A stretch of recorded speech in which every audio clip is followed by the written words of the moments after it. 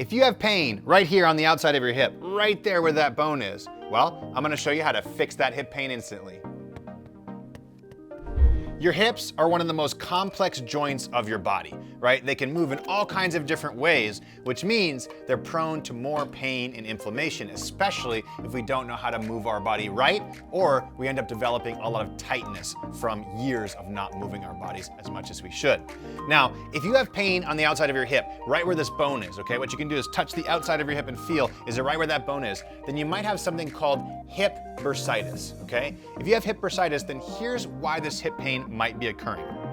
All kinds of muscles come from the top of this hip down to the top of this bone, and from the side of your leg up to the top of this bone right here, okay? As you can see, there's so many muscles right here that connect to this bone, allowing it to move all these different directions. But that means there's lots of tendons connecting to this bone, and when there's lots of tendons connecting to a bone, that means there's lots of bursa around those tendons, which can get inflamed, causing hip bursitis. So when we have hip bursitis, these little sacs around these tendons are inflamed, and it removes our ability to do things through a full range of motion, and it removes our ability to do things that we want without experiencing pain. So how do we get rid of that pain, that inflammation? Well, we have to stretch the areas that are tight, and we have to strengthen the areas that are weak. And that's exactly what I'm gonna show you in this video, how to stretch the areas that are tight and how to strengthen the areas that are weak in your hip so you can fix that hip pain instantly. Okay, the first thing we're gonna do is loosen up the most common muscles in the hip that are tight, that cause that hip pain in the first place, okay? And the most common reason why people have hip pain is because they don't have good hip external rotation. They don't have the ability to bring their leg across their body, creating a little bit of adduction and an adductor stretch across the outside of the leg here. So I'm gonna show you some variations of each one, and you can try these out and see which one works best for you, okay?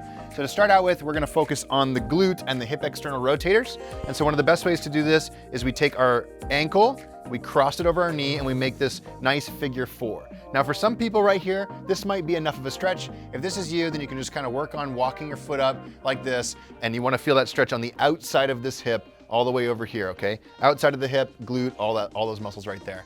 If this starts to feel like, okay, I can hold this position, now what we want to do is we want to take our hands, we want to dive one hand through this little hole that we have here and one hand behind the hamstring. We want to grab that hamstring and we want to start pulling that knee towards our chest. Now we don't want to strain our neck or use too much tension, so use a pillow or lay your head down while you're doing this movement. But the goal is to bring that ankle as close to your chest as possible. And what you'll feel is as you're doing this, you're going to feel all these muscles on the outside of your hip go into a much, much deeper stretch, okay? Another thing you can do while you're in this position is while you're holding the backside of your hamstring, you can take your elbow right here that's holding the backside of the hamstring, and you can use it to pry that hip out. So I'm pulling forward with this and I'm pushing out with this to open the hip even more. That can deepen this stretch.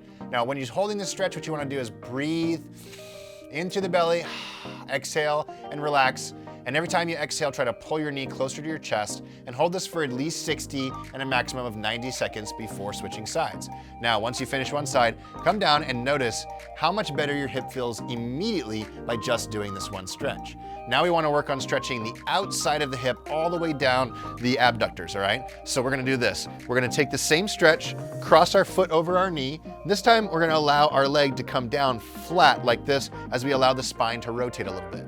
For a lot of people, this will give you a nice stretch coming through the outside of the leg all the way in through the side of the hip.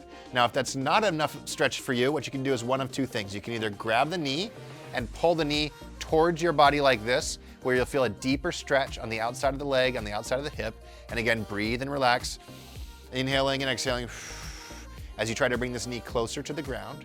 Or if you want an extra challenge, if you can reach your foot, like here with my hand, I can start to work on straightening my leg as time goes on. Every time I take a deep breath, try to straighten my leg a little bit more with the goal of being able to fully straighten my leg, which you'll feel coming all the way through the hip, the outside of the body. This is pretty flexible for most people, so a lot of people are gonna end up being here, here, or even just right here like this. But this is the second stretch I want you to do, is bringing your leg across your body to stretch the outside of your hip. Now, once you've done that stretch on both sides of the body for about 60 seconds on each stretch, then we're gonna move on to some strengthening moves that are gonna help strengthen those weak muscles and fix your hip pain instantly.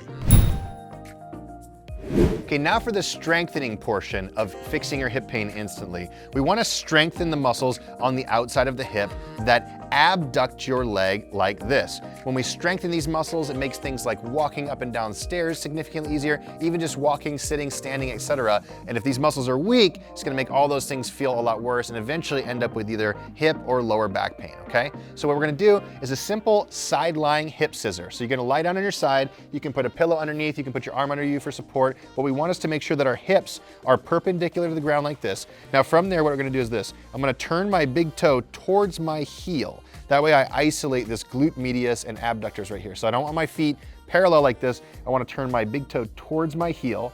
In this position, I'm gonna lift that heel towards the sky until I feel these muscles firing right here, and then I'm gonna come back down. Now, if you have inflammation in your hips right now and this is causing pain, then only go as far as you can go while still feeling pain-free and comfortable. So for a lot of people, it might just be a tiny lift and then coming back down. A tiny lift and then coming back down. That's totally fine. Over time, you'll want to increase the range of motion that you're able to lift your heel towards the sky as you're doing this movement. Now, again, the goal should be able to do 60 seconds of this movement, slow and controlled, making sure you contract at the top and hold for a second, and do that on each side.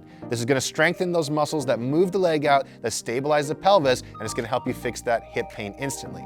Now, if you can do this for 60 seconds, then we're gonna take it to a standing position. I'm gonna show you another way to really work these muscles in a way that's gonna help you even more for the movements that you do in your daily life. Okay, for this final strengthening move, what you need is a nice wall like this. And what you're gonna do is step away from the wall, and you wanna be like about a fist width away from the wall between your hip and the wall. Whatever leg has the hip that's hurting, we want that hip to the outside, although we wanna do this on both hips to make sure that we're strengthening both sides of our body. And what you're gonna do is this, you're gonna lift this back heel like this, push this leg out against the wall and have a slight bend to this knee and then press the shoulders into the wall. So effectively what I'm doing here is I'm standing here like this and I'm pushing outward like this with this side of my body. So it's similar to this side lying scissor, only we're gonna be doing it in a more functional position because this is the type of position that we hit when we're walking, up and down stairs, etc. Okay, so again, these toes go straight forward, slight bend to the knee. We're gonna bend this knee, put it up behind us, press the outside of the leg against the wall, press the shoulders against the wall, and then just hold this position, okay?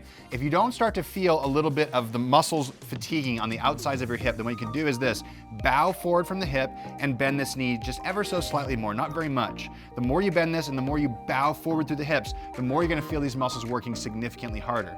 Now your goal is to hold this position for 60 seconds, again, creating that tension on all those muscles that abduct and externally rotate the hip because we're trying to strengthen these muscles because they're what stabilize the hip and will make the hips feel significantly better.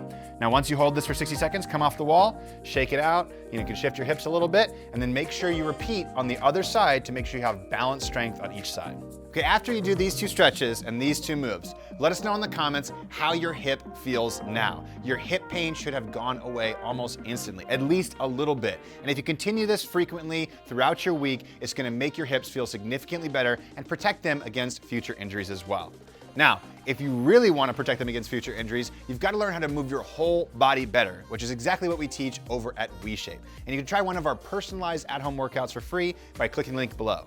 Otherwise, you should watch this video right here because it's one of my favorite movements to teach you how to strengthen all the muscles of your hips so you have strong, flexible hips that don't hurt anymore.